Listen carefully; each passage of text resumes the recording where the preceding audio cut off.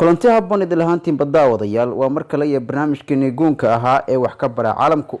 Soomaalidu waxa ay ku mahmaadaa qof aan dhul marin dhaayo male. Maanta waxaynu idin la wadaagaynaa xog ku saabsan xuduudaha dalalka caalamka qaar ka mid ah. Saddexagalka Mandheera waa gobol juqraafiyan ku yaala bariga Afrika halkaas oo ay ku kulmaan wadamada Itoobiya, Kenya iyo Soomaaliya. Gobolka saddexagalka waxa uu xuduud u yahay magaalada Mandheera ee gobolka Mandheera, waxaana u dhigmaa webiyada Juba iyo Shabeelle. barta saddexda xad ay ku kulmaan waa tuulo loo yaqaano Sirsir. tuuladan ayaa abwaanka weyn ee Hadraawi ayaa maansadii heedhe saaray ku xusay markii uu ka hadlayay saaxiibkii waa kii lahaa saaxiibow heedhe amba saaka qaybteeda sirsiran ayaan ka jooga. haddaynu intaasi ku dhaafno, xadka Hindiya iyo Nepal waa xuduud caalami ah oo furan oo u dhaxaysa Hindiya iyo Nepal, waxaana xadkan dherer jeedaa masaafo dhan 1751 kilomitir. xadka dheer waxa uu ku jiraa dhulka Himalaya iyo sidoo kale Boloyatingatic Plain.